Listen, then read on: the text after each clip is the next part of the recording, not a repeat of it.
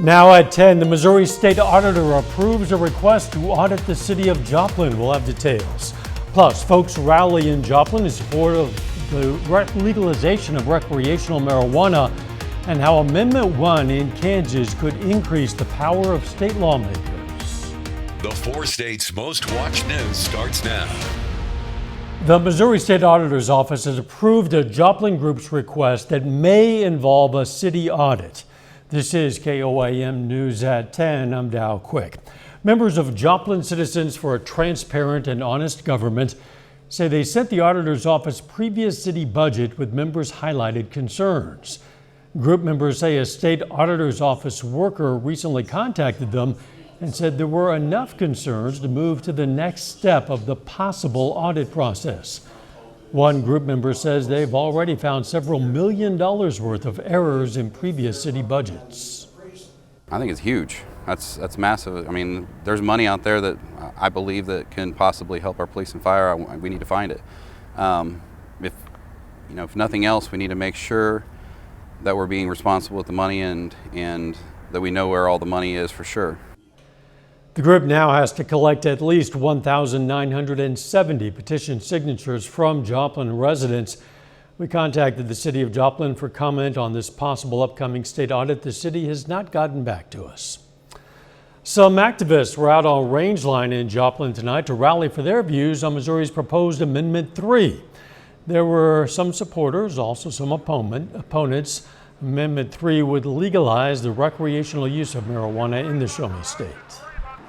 I'm a very firm believer that what we did with the recreational, or what we did with the medical cannabis law in 2018 was very important because it allowed patients access to a medication that has a wide number of uses with very few side effects. It's just, even the people from marijuana come and talk to us, a major marijuana firm, they said we don't want it. It's got punitive damages in it for the people that do smoke, and it's just a bad bill all around.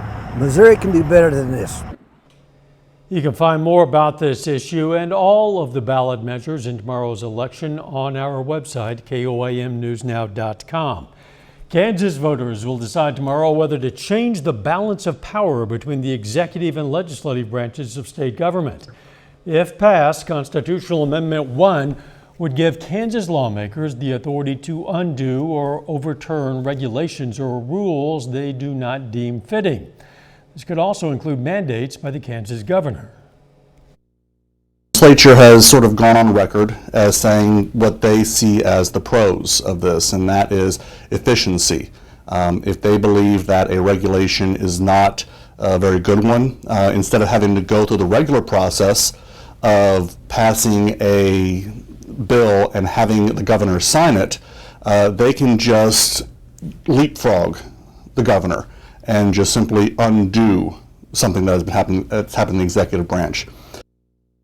Polls in Kansas, Missouri, and Oklahoma open tomorrow at 7 a.m. And be sure to download the KOAM News app for all your election needs. You can also go to our website for election information at KOAMnewsnow.com/elections. The website will include results from elections from all across the 4-state area, including that vote on Amendment 1 in Kansas, Amendment 3 in Missouri. Once again, KOAMnewsnow.com/elections. A little bit later, we're going to check out candidate races all across the country. The city of Girard had a town hall meeting discussing the future of the fire department.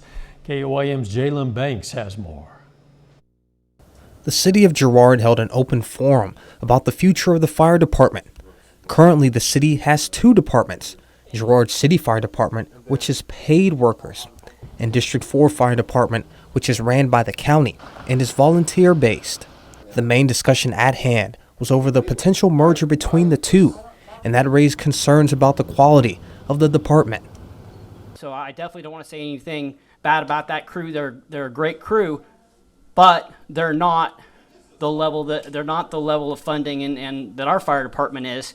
And you know, they cover the different rural areas, communities that aren't Girard, and they do a fantastic job. But I want a higher level, more funding, more support for the protection of my kids. And Girard's mayor, Mickey Pyle, thinks it could be a toss-up. The way it's talking right now, it's hard to say what it would be because it could be possibly all volunteer, or it could be some paid personnel. We haven't discussed this in depth on how to handle that.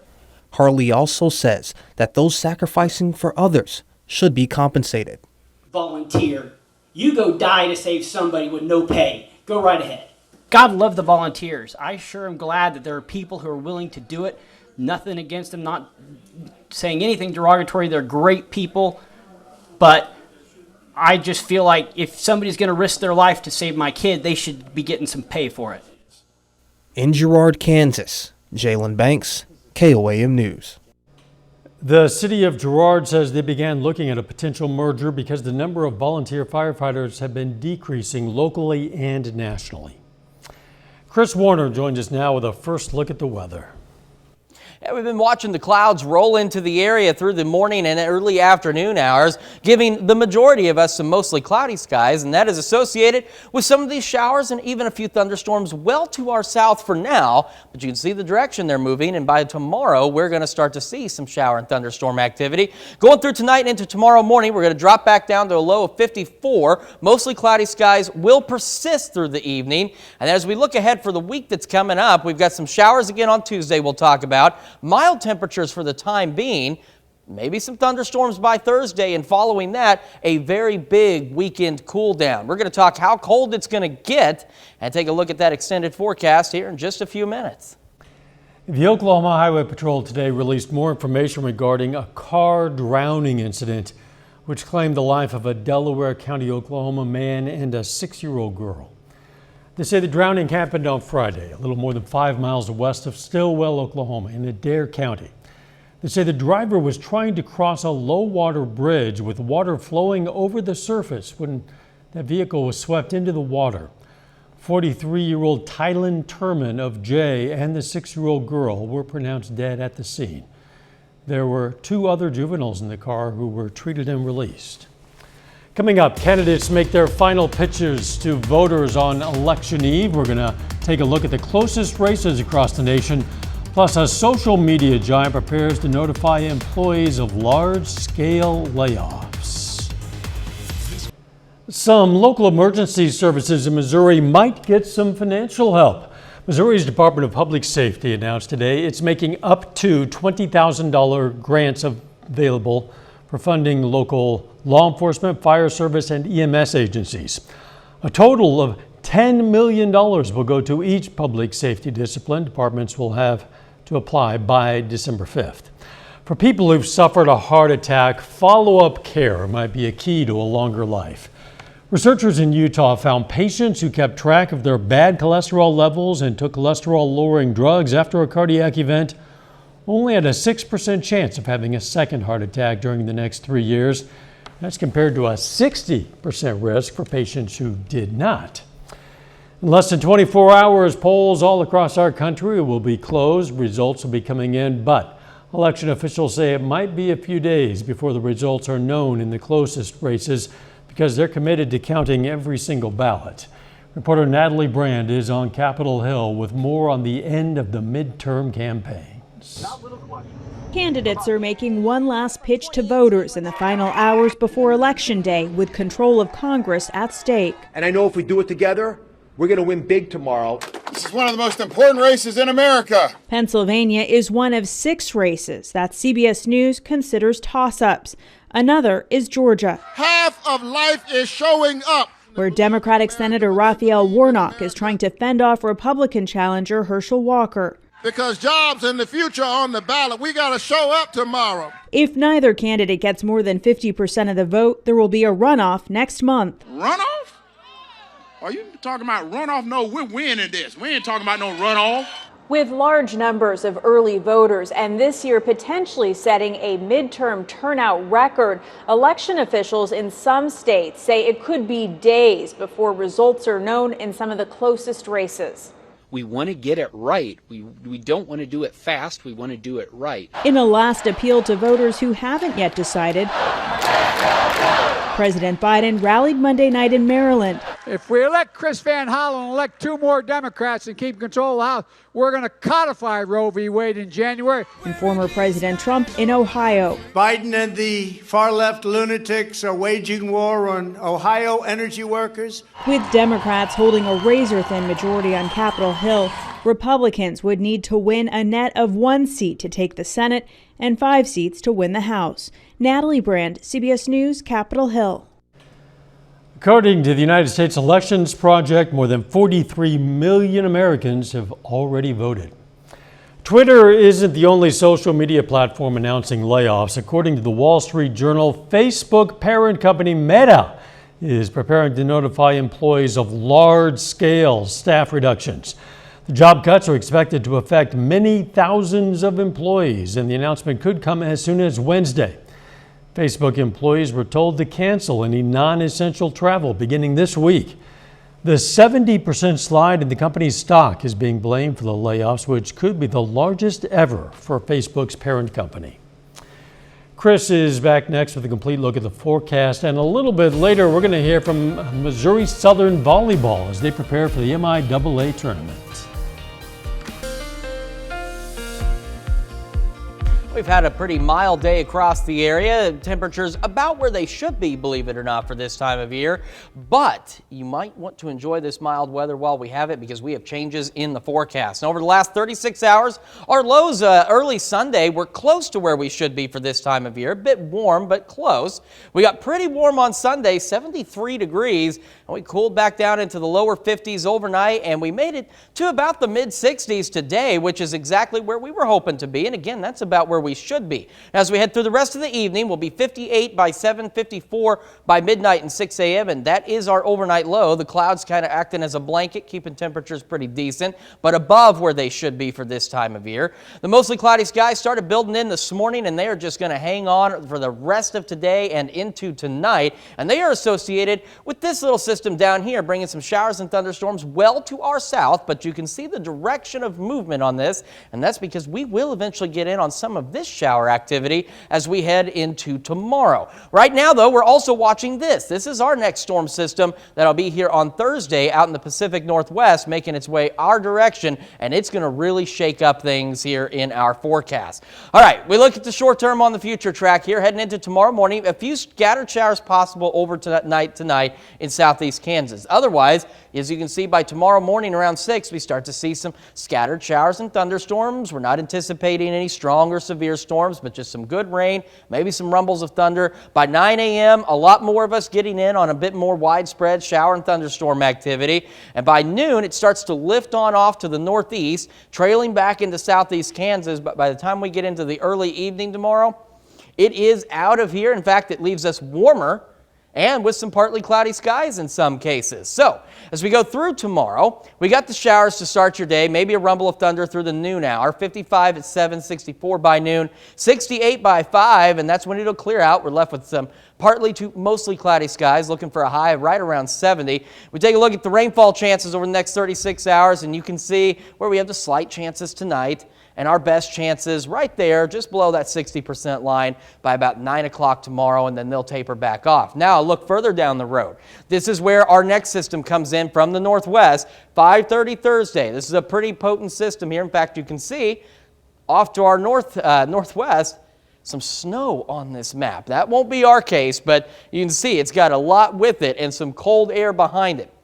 Showers and thunderstorms on Thursday. It rolls on out of here, and after it does so, boy, do the temperatures change, and they change in a big way, which we can see now on the 7-day forecast. So we'll be 70 tomorrow, 78 on Wednesday, and partly cloudy, so enjoy that, because take a look here. Showers and thunderstorms Thursday, 75. Temperatures plummet to an overnight low of 36, and then we don't make it out of the 40s through the weekend and into the start of next week. Those overnight lows drop back into the lower to mid-20s. And we see some additional rain chances as we head into Monday of next week. Cold weather this weekend. President Biden's going to wait until after the midterms to head to Egypt for a global climate summit. World leaders are already gathering to start negotiating. Reporter Ian Lee has more. It's a global problem demanding a global solution. More than 100 world leaders have descended on Egypt to discuss the climate change crisis. We are on a highway to climate hell with our foot still on the accelerator. At this year's climate conference, national leaders will tell their own stories of devastation, like Pakistan, which suffered its worst flooding in recent history. Record rain, melting glaciers, and a severe heat wave swamped a third of the country over the summer, leaving millions homeless and causing $40 billion in damage. Europe witnessed one of its driest, hottest summers this year, with wildfires sweeping large parts of the continent. And in the U.S., more than half of the country is experiencing drought as the mighty Colorado and Mississippi rivers run dry. The clock is ticking. We are in the fight of our lives, and we are losing. Activists say they're fighting for the survival of future generations. The young demographic, the biggest demographic on earth, we are 1.4 billion, but we are also the most affected and we're disproportionately impacted. And for the first time, young people will go from the streets to a seat at the conference table, allowing them to share their climate concerns with world leaders. Ian Lee, CBS News. Leaders from two of the largest climate polluters, India and China, are skipping this year's summit. The two countries sent minor delegations. Danny joins us now. The Kansas Jayhawks are ranked 5th to start the basketball season. They host Omaha in their opener tonight. We'll have those details. And Missouri Southern aims for an upset against Northwest in the MIAA tournament quarterfinals. More on that next.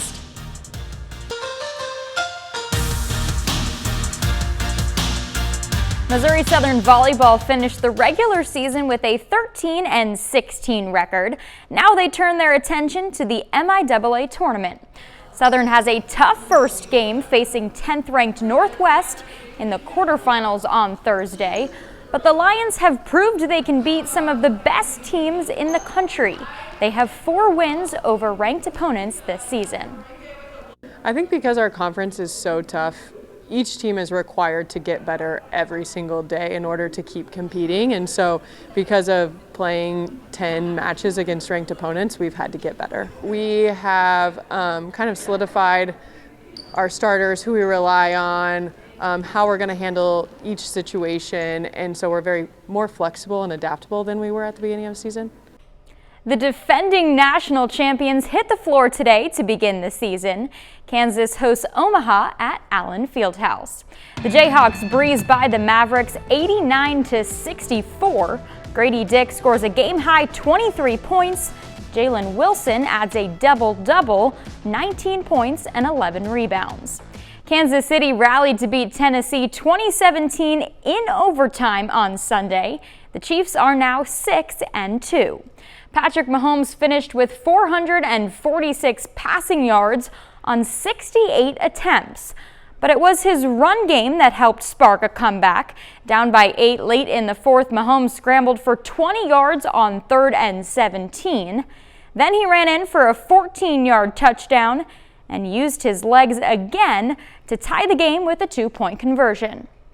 We want to try to get the run game going as the season goes on and kind of stay more balanced, but that's a good defensive line, and they're doing a good job of stopping that. And Coach Reed kind of put it in my hands to go out there and try to make some stuff happen. And when you kind of get in those end-of-the-game situations, you have to try to just go out there and make it happen. I was able to make it happen in that moment. But like I said, everybody battled, and we were able to get the win.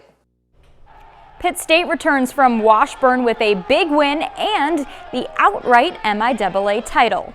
The 37-23 victory is the Gorillas' first win over the Ichabods since 2016.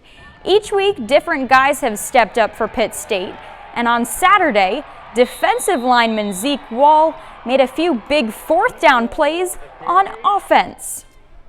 I love having him out there. He's really good at that fullback position. He plays really hard.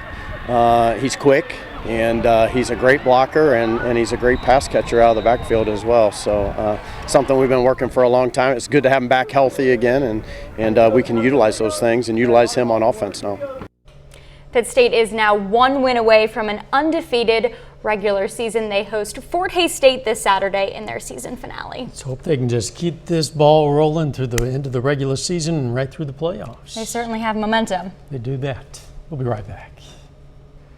Take time now to honor a member of the armed forces. Jeremy Hopkins joined the U.S. Navy in 2006. His hometown, Bruneau, Missouri. And we are proud to salute 3rd Class Petty Officer Jeremy Hopkins, a 4-state hero. You can learn about lots of other heroes, thousands of them, anytime. It's very simple. We also invite you to submit a hero to our website. You know, we do a Veterans Day coming up this week. No doubt you know a veteran. Why not drop us a line? It's very simple. Click on the link on our website, KOAMnewsnow.com. Crawford County families can get some help providing Christmas gifts this year. The Salvation Army is currently taking applications for their Christmas baskets. Major Patricia Johnson from the Salvation Army says people need to be quick to sign up and not wait until December or it's going to be too late. She says last year they had around 350 families who they helped. This year she believes it's going to be more than that because of inflation. To verify eligibility to receive a basket, a family needs to bring proof of residency in Crawford County, income, and identification for every family member. With the rising cost of food, it's difficult for them to be able to buy these things that they like to have for their Christmas celebration. So for us, being able to provide these opportunities for them to expend their money elsewhere, and we provide this part of the Christmas celebration. Salvation Army will take applications from 10 a.m. to 2 p.m. through this coming Friday. Baskets will be distributed in the middle of December. Joplin's signups are already closed and they're going to be distributing their gifts on December 21st. How about a final sports note?